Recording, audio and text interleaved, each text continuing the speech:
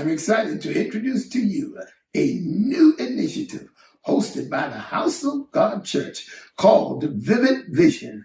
Vivid Vision is a series of webinars and learning sessions designed to empower and equip members of our great church.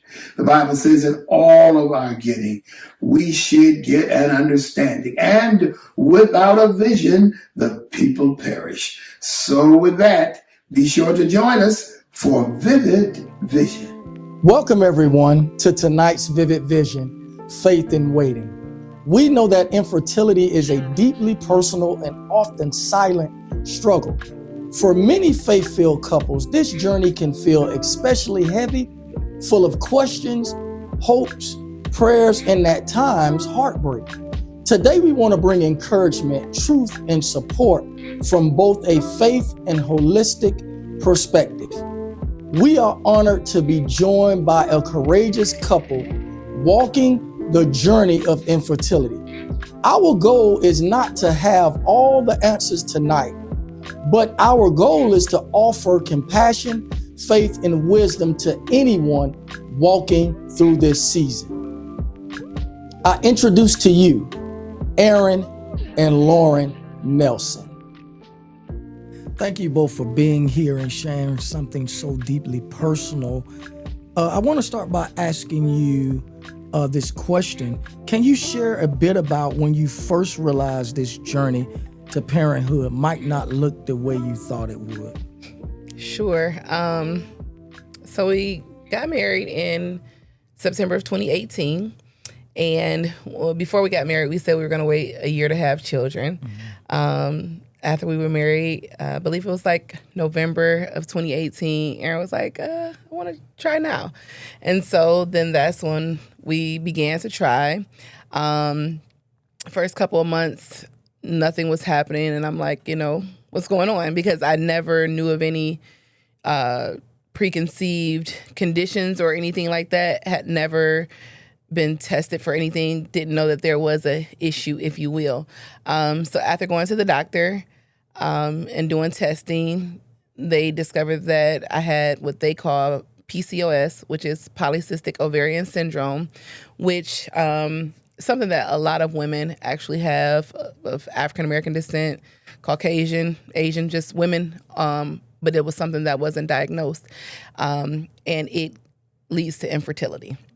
So from there, they give you different kind of medicines to try to combat it, and once you go through that, then they're like, well, keep trying. And that's on the OB/GYN side of things. And once those medicine and processes don't work is when they refer you to the fertility clinic. So how did some of these moments that you faced when you found that information out, we know that it could affect you mentally, spiritually, physically. What was your thought process in those moments? All of the above were impacted. I would say the biggest feeling that I had initially was embarrassment and inadequacy. Mm. So I felt inadequate because the one thing I feel like women are supposed to do, I couldn't do. And why did I have to have medicine to assist? And then embarrassment because, your life, from when you're a kid, nursery rhymes, first come love, then come marriage, then comes Lauren with the baby carriage. Well, Lauren's baby carriage isn't coming.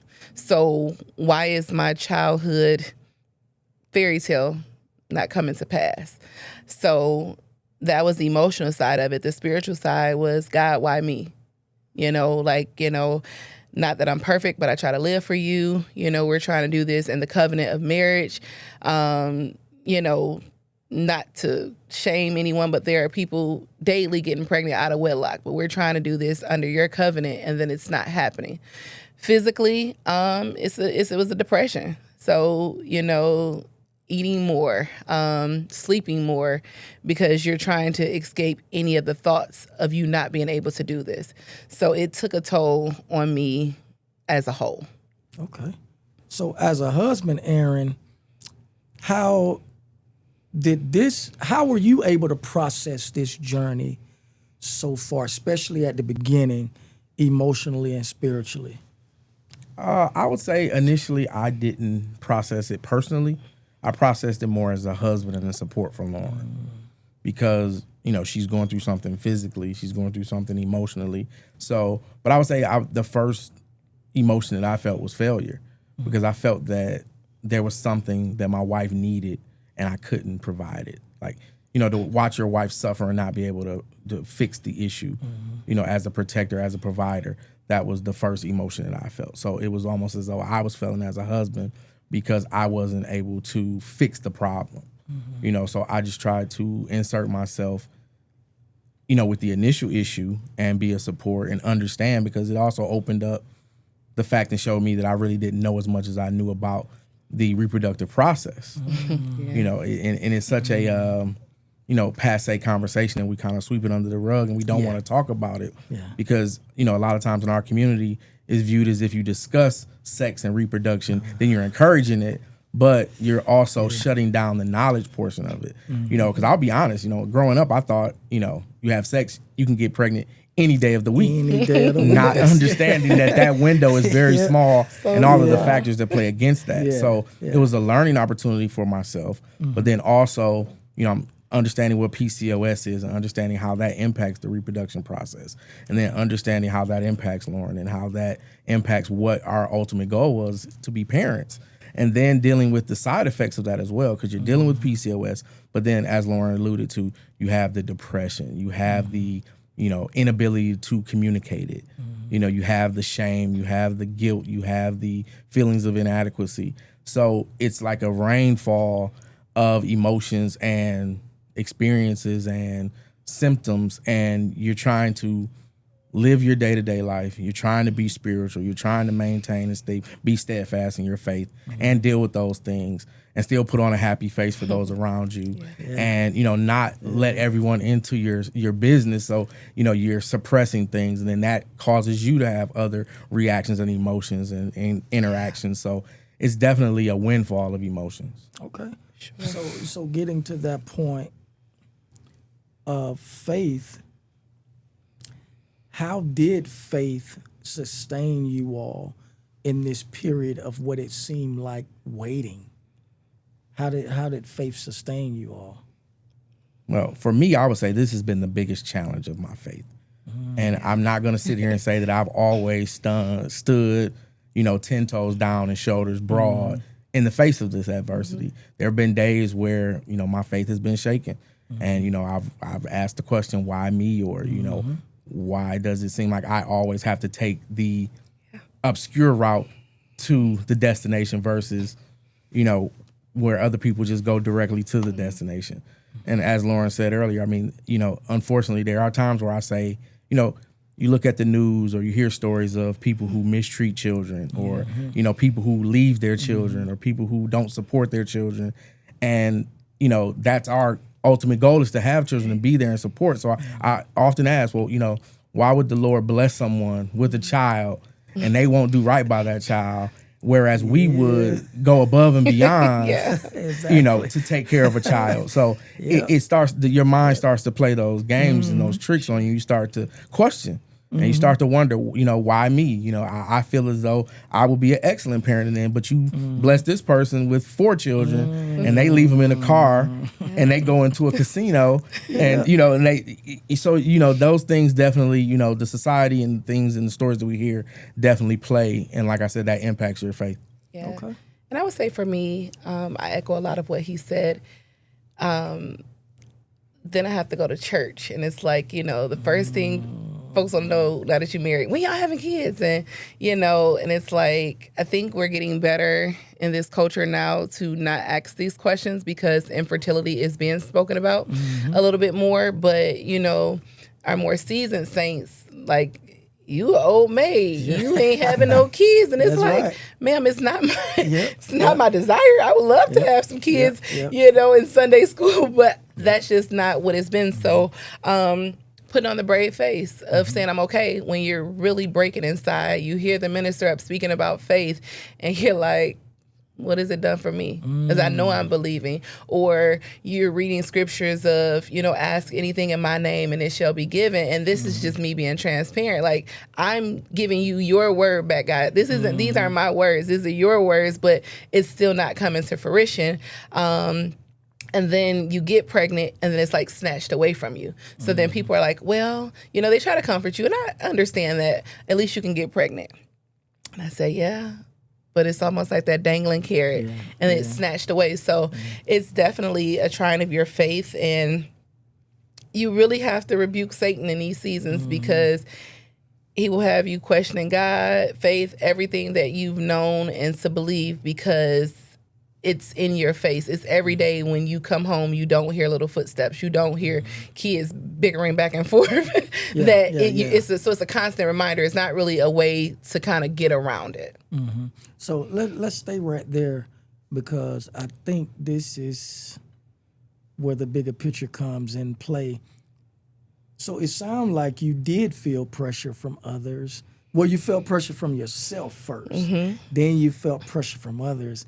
And even when we look at the church culture, what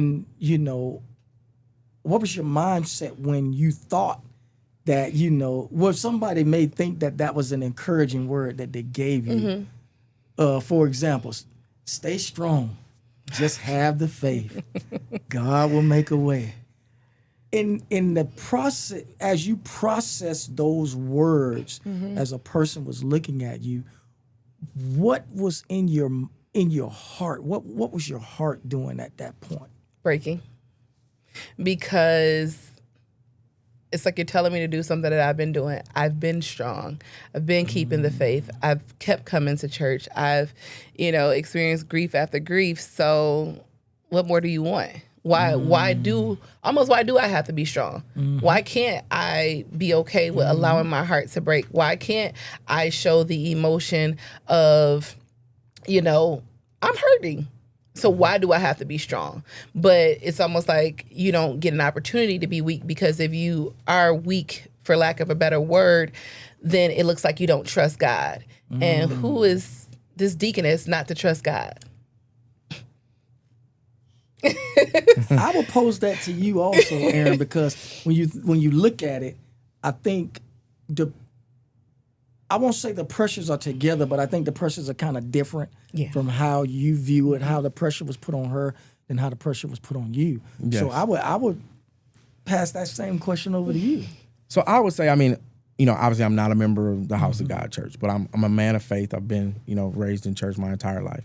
Always have a relationship with the Lord. So I think one thing that I noticed is Lauren feels an obligation of presence and an obligation of acceptance when dealing with those uncomfortable situations at church. And, when I visit or when I'm there, I try to support, and I think I have a better approach, or I'm not going to say a better approach, but I have a different approach in how I handle those questions, because a lot of times the people that have asked her, what are we waiting on? When are we going to have children? They bring those questions to me as well if they don't like her answer. So I try to give them Lauren wasn't thorough enough of an answer where they understand that, I tell them, we're trying, we're waiting on the Lord, in due time. I understand your concern. Thank you for your support. We appreciate you. I try to shower them with those answers. So hopefully they kind of understand it. But it's definitely it's a challenge. And like I said, that's one of those things where I find myself more in a support function for Lauren, because I know she puts a lot of additional stress and obligation and responsibility and guilt on herself. So I try to reassure her that, this is a us thing. It's not a you thing. It's not a me thing. But then it lends back to the helplessness, because I can't control or manifest the things that we really want. I can play my part, but I can't get us over the finish line. Okay. So it all goes back to the faith, where we have to, trust in the Lord, and we have to believe that it's going to happen, and our story is going to be our story, which we've already identified is going to be unique. But I think the uniqueness is what's going to make it even better. Oh, yeah. So when you talk about support, what were some of the ways that in the beginning, knowing there is a beginning, there's a mid, there's a current, So at the beginning, what were some of the ways that you showed support in finding out that information to Lauren? Because I think it's very, very key for the audience, whoever views this, to understand, because it's going to be men as well as women. But I think in the processes of men, what was some of the support that you gave Lauren doing once you found out the information? I think asking questions and listening were the top two things for me. Right. Okay. Not running off and, giving a diatribe or trying to explain, my vision or what my understanding to be. I wanted to understand what Lauren was thinking. I wanted to understand what she was feeling. I wanted to understand what she wanted to do going forward. Because ultimately, it's her body, it's her, it's her mind, it's her spirituality that's being impacted first and foremost. So I was just trying to understand how I could best support versus giving what I thought was the best. Because, men and women, we're wired different. We grieve different. Yeah. We process different. We handle things different. So whereas, I may want to just be boots on the ground and enact a plan and, let's just be, goal driven and task driven. Lauren may want to sit in the emotion for a while and she may just want to, process the sadness or the grief or the stress of it, where that may not be my number one approach. That may be what works best for her. So I think the biggest thing was for me to understand that I sort of needed to follow her lead and then implement, my thoughts and my approaches, kind of intertwine those together. Okay. Can I say that the biggest support that I saw from Errin was the listening and just always there. Sometimes I believe he could read me. He'll just grab my hand or, something like that, to just a silent comfort. Like, I don't know what you're going through. I know what we're going through, but I don't know what you're going through. But I can't change it, but I can show my strength by just holding your hand. And then when you begin to go through the fertility treatments, they're early morning appointments. And we're up at 6 o'clock in the morning, headed out to our clinic that's like 35 minutes away. And it could be something as simple as a blood draw, and he's right there. And so, and when we go, it's not a lot of men there. And I don't know their story. They could be working and can't be there. But what I always appreciate is that I've never felt that anything is too small for him to show up and support me. Okay. And to that point, I never want Lauren to feel alone. Gotcha. I never want her to feel that she is going through this process alone, or that I've given up, or that something is too small or insignificant, because I know what the reward is, and I know we're both going to relish in the reward. So I don't want to be the person that doesn't do the work, and then once the reward comes, I celebrate. So I feel like, I should have to go through the trenches with her. So if it's a 5:30 wake up for a 6 a.m. appointment, whether it's a blood draw or an ultrasound or whatever, I want to be there. So that way we have gone through this together. So that way we can, because we're a team and teams work together. It's not a situation where, well, you do this and I'll do that, Yeah. So does your understanding of God's timing shift during this season? Is that for both of us? That's both of y'all. I want both of y'all to answer that, because that's individual, because what you pray for individually, and then what you all pray for collectively.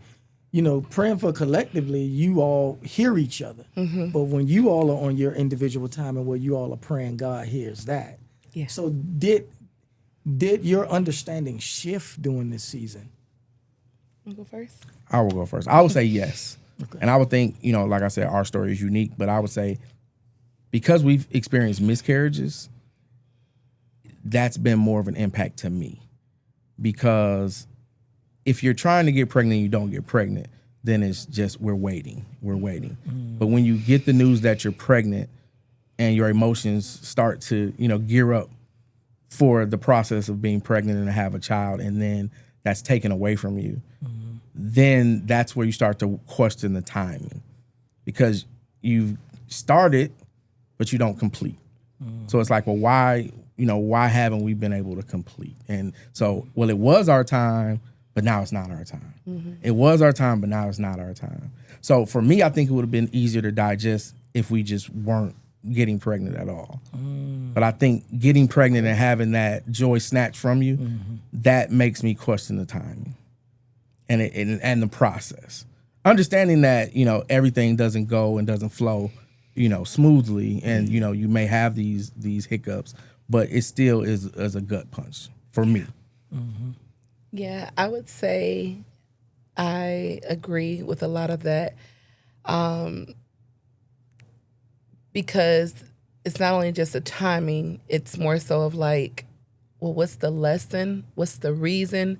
What am I missing what I'm supposed to get? Is there something that I'm not doing? As to, it makes you question, like, am I being punished for something? It's been times I pray, like, Lord, if it's something I need to ask you for forgiveness or that I don't remember, please forgive me, because you begin to really like try to figure out the why, and it goes back to, it's just not your time.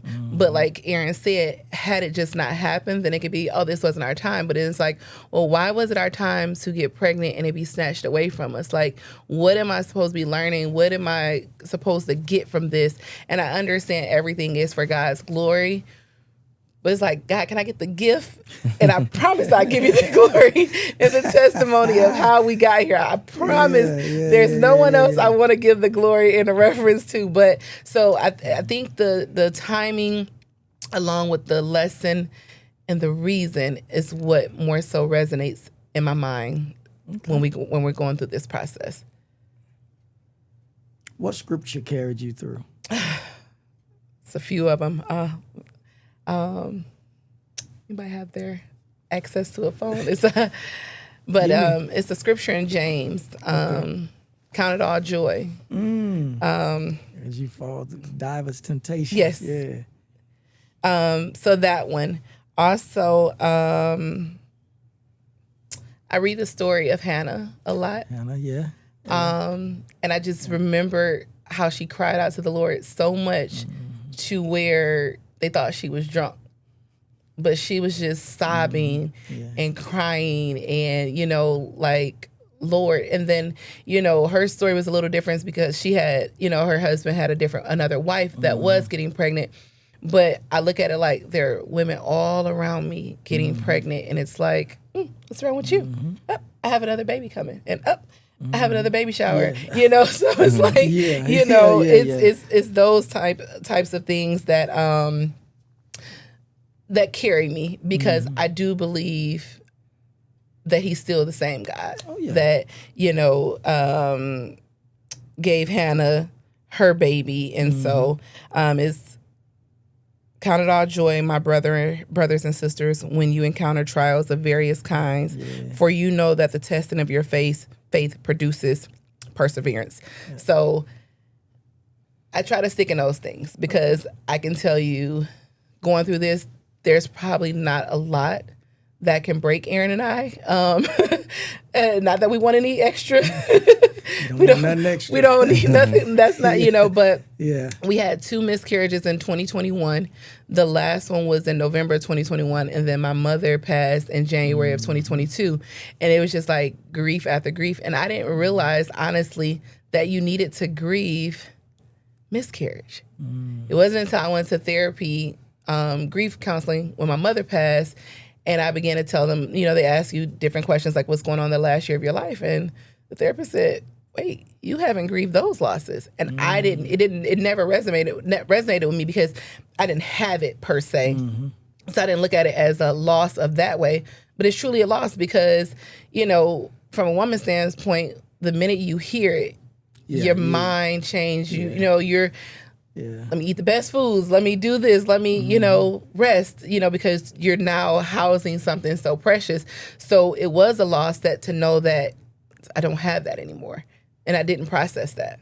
That it was actually grief that I was bottling up as well. And we know the stages that come along with that. Yeah. So now I'm angry, you know, I'm bargaining with God. Like, God, I promise if you just give me one, you know, all of the things. Wow. Wow. What scripture? I would say wait on the Lord and be of good courage. And the Lord will strengthen your heart. You know, unfortunately, that's all we can do is wait.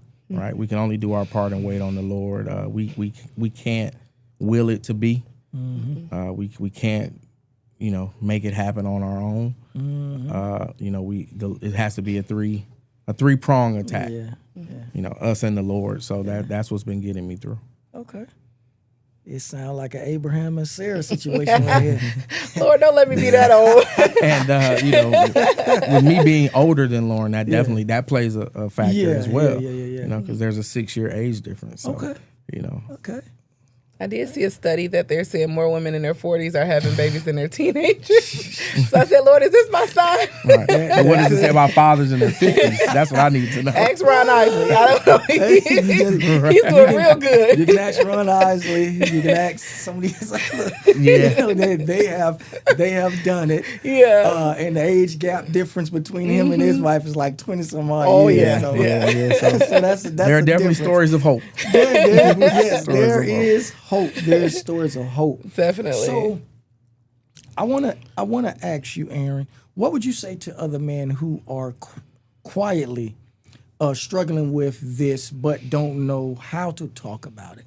They're just keeping it quiet, and a lot of times, when we keep quiet, when you see a man that keeps quiet off of the issues and never talk about it, that it just builds and builds and builds. So what would you say to those men? And I'll be transparent. I'm still in the process of this. This is still a journey for me. But I would say just start.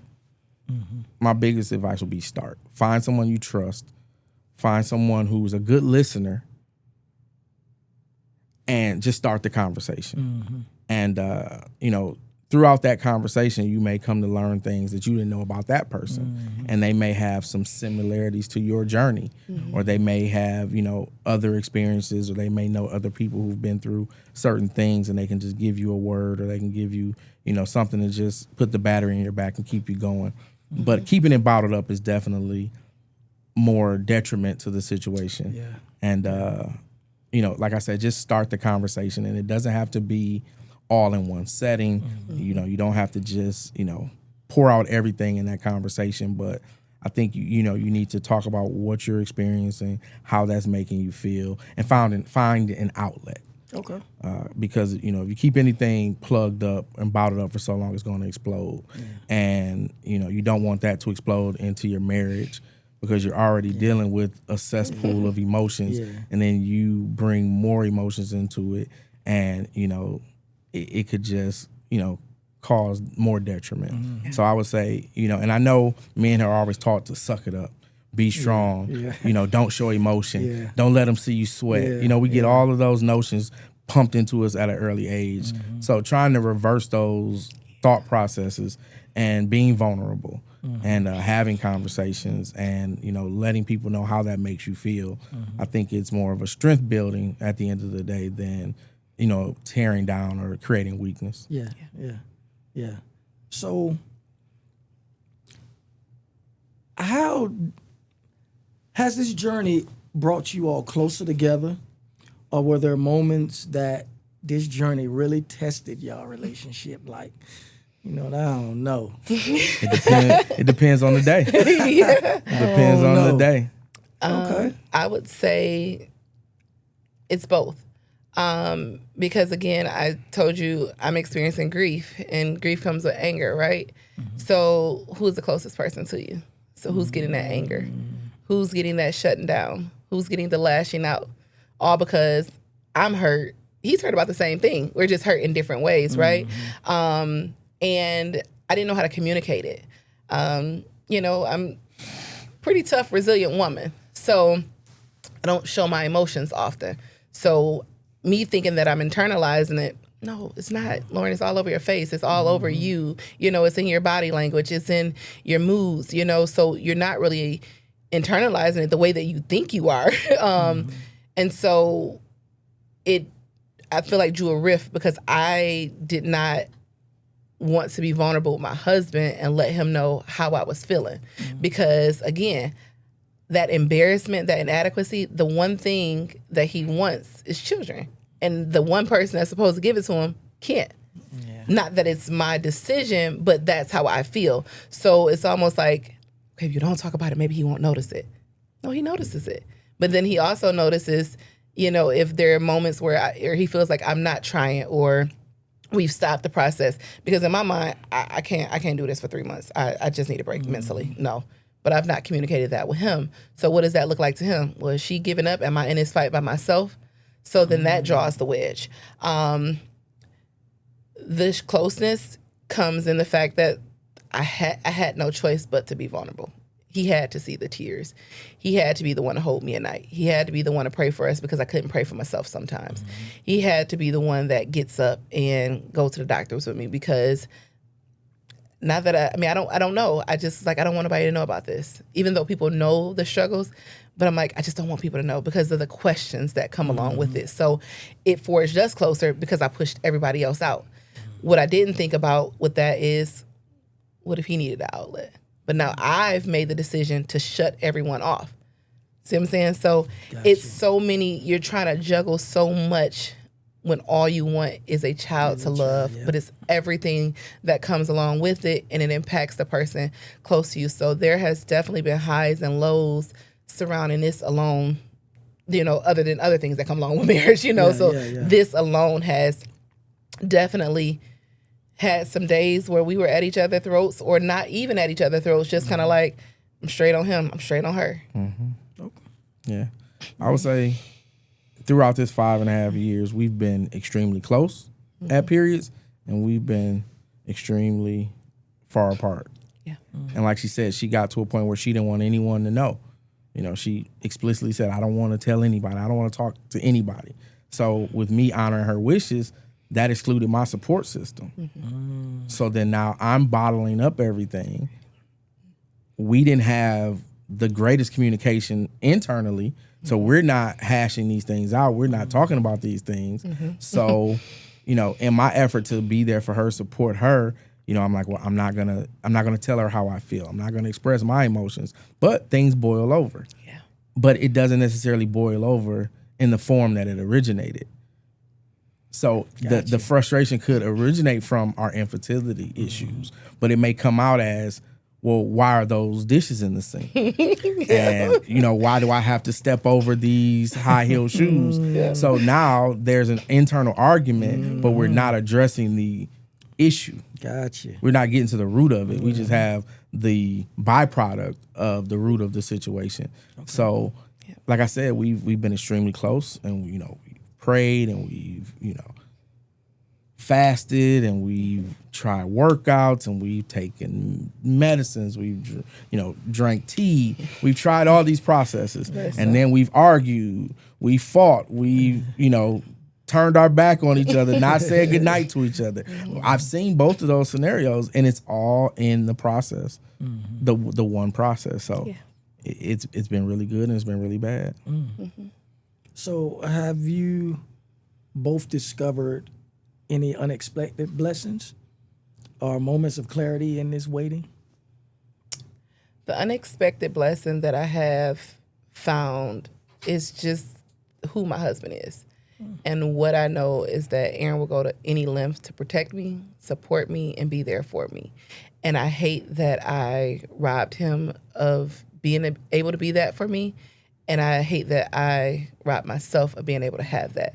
But I just didn't know what to do. Mm-hmm. So going through this journey, if it has to be with anyone, he's my biggest blessing. All right.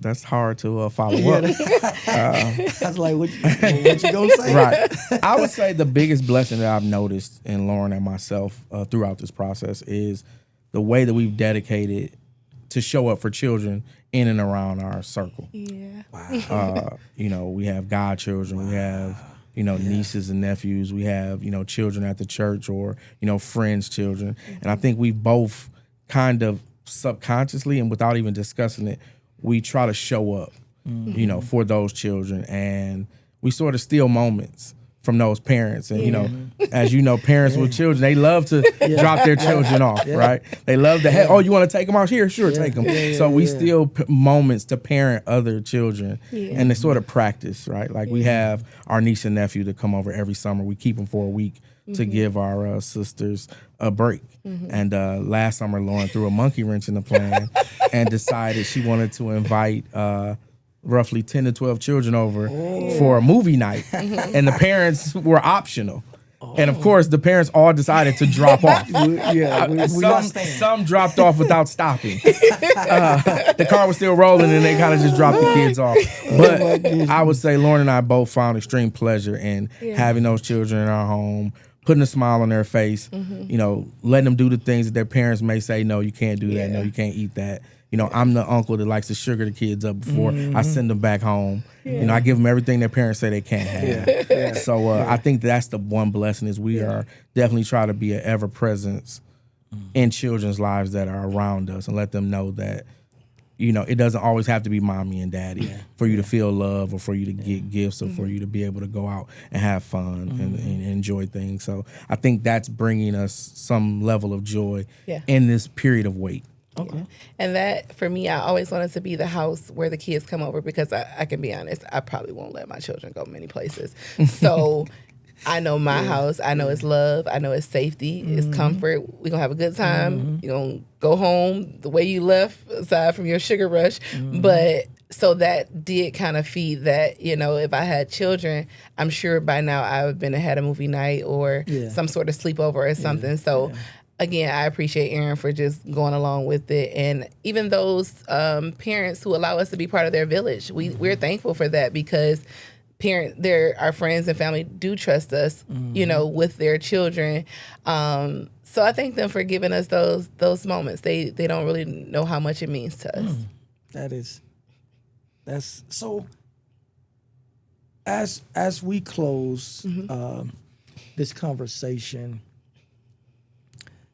I want to ask you two things. How do you hold hope and grief in the same space?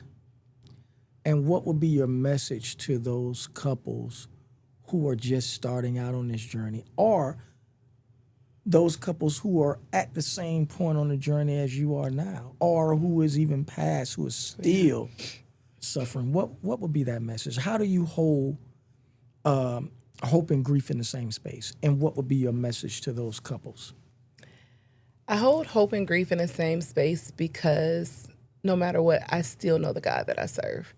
And this is me putting those tools to work. This is me, all the Wednesday, Friday night Bible studies, the Sunday school, the Sunday morning sermons. Now I'm living them. And I do know that he can. And he hasn't, because it's not his inability. It just hasn't been his time. So the hope is still that I know the God that I serve. And I still choose to serve him even in this waiting period. The grief is that he still holds me up. I've not crumbled. I've seen people who have lost their minds behind death, and I've not. There are days that I feel that I do, but I get up, I still show up, and I feel sometimes I'm in the best spiritual space of my life because I've had no choice but to lean on God. A message that I would give to couples is to not think for your partner. You know, ask your husband or wife how they're feeling. You know, ask them if they want to talk about it, if it's something that they don't understand. And to, as a woman, it's okay to let your guard down to your husband. This is the person you pledged your love to, you know, in the sight of God and in some cases before all of these witnesses. So if they're good enough to, you know, try to build a family with, why can't they be good enough to talk to about the challenge that you're having? And have a support system of people that you trust, that will listen and that will understand, that may know somebody that can refer you. I had never heard of a fertility clinic. All the women I know get pregnant, you know? So it was a lady actually at one of my one of my former jobs that told me about it. I didn't know where to start, you know? I go to church, you know, you get married, have a baby. I don't know. So, you know, having the right people around you, not people that are just trying to be in your business, but people that will pray for you, people that will talk to you, people that will send you resources, people that will just say, hey, how y'all doing? how are y'all doing? Not because it's not a Errin and Lauren or a John and a Doe. It's, it's who you all are as a unit. So, and lastly, give each other some grace. It's not y'all against each other. And the devil will use anything to destroy what God has put together. And we know he puts together marriage. So he'll use something like this to tear y'all apart. Well, again, Lauren is taking a lot of the good points. But what I would say is I think one of the things as far as, hope and grief existing together is one has to outweigh the other. And I think hope should outweigh the grief, right? Like, a lot of times at funerals when we're grieving, you always hear people say, life is for the living, right? You can't recreate if you're not living. So you have to continue to live. You have to continue to aspire. You have to continue to push forward to get to the goal that we're looking to get to. So I think, yes, there is a aspect of grief in it, but you have to understand what that is. You have to be able to compartmentalize it. You have to be able to process it and then move forward. Okay. And, I'll be transparent in our relationship. I like to move forward a lot faster than Lauren, and that usually causes an issue. But, I don't like to wallow. I understand where we are. I understand what we're faced with, and then I'm very task oriented. So it's like, okay, what do we do to get past this? What are the options? Who do we need to talk to? Where do we need to go? What research do we need to do? Who do I know anyone that's been through this that may be able to, impart something to us? Whereas a lot of times Lauren's like, well, let's slow down, let's listen, let's be sad, let's process it. And I think that's, kind of the difference with men and women and how we process. So we're working through that. But I think that as long as your hope outweighs your grief, you can live to see another day. You fight on, and you just have to see where the end is going to be. And my advice to couples would be, and it's funny because this word just dropped on me sitting here, and it's across life, not just an infertility struggle, but try not to write the last chapter before you write the previous chapters. I think, you get a blow of news or, you get, another negative pregnancy test and you immediately jump to the last chapter and you start filling in, what you think the story is going to be, but you have no idea. Crazier things have happened. Yeah. Crazier things have happened. So I'm crazy enough to think that, there's a miracle waiting for the Nelson family. So I'm trying to live in the current chapter and finish writing this chapter before I write, the last chapter of the book. And I think if couples that are either beginning the process or in the process can kind of just come to understand where you are and live in that moment and not write yourself off, don't give up. Don't write yourself off. Let's see, what episode 10 has. We're in episode 4 right now. So let's finish episode 4, see what episode 5 has before we jump to episode 10. All right. Yeah. I just want to say one last thing. Thank you. Thank you for being the best husband that I could ask for. Thank you. So in response to that, you're welcome. But as I always tell you, there's no need to thank me for a job I signed up for. This is what I asked for. And these are the things that come along with that job. So there's no need for you to thank me for doing the job. You deserve it. You deserve more. So there's no need to thank me for me showing up to work every day because my boss doesn't. That's a good one. Listen, Errin and Lauren, we thank you for sharing your emotions. Thank you for sharing your vulnerability. It's difficult. Yeah. And a lot of times we hold these emotions in, but I think that with what you shared today, we know that others need to hear this. Others need to. This might just be part 1 of part 2 what we come back and do. But I think we'll bring the baby back. All right, I love that. Now that I love that. I think a lot of times when people come to us and people just say things and say things and say things and say things, and not really just, hey, so what's going on? is maybe asking us a simple question on what's going on. They just like, oh, we waiting on that baby. Y'all gonna have that baby. We waiting on it. And a lot of times they don't know how that basically make our emotions feel. Yeah. But for you all to share your true emotions, your heartfelt emotions today on Vivid Vision has been a blessing. And we do know that people are going to watch this, people are gonna learn, people are gonna be in amazement on just how you all have basically walked within this journey. The journey hasn't been easy, and no journey has been set up to be easy. But you all are taking it 10 toes on the ground, That's shoulder it. square. That's right. You all are taking this journey on. And we definitely appreciate you all for being on this podcast with us this evening. Thank you so All right. much. Thank you for having us. Thank you. What an exciting show this was tonight. As we close tonight's conversation, I want to remind anyone watching that your story is not over. Whether you are just beginning this journey or have been walking it for years, just know you are not alone. You are not forgotten. God definitely sees you. Hope doesn't mean pretending everything is okay. It means daring to believe that God is still at work. Even when we can't see it, or we can't understand it, or we just can't see the whole picture. And faith doesn't cancel out pain. It just gives us somewhere to place it.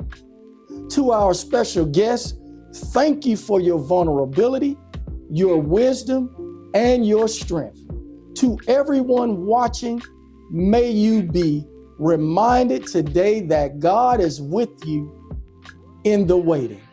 Thank you for joining us tonight, and God bless.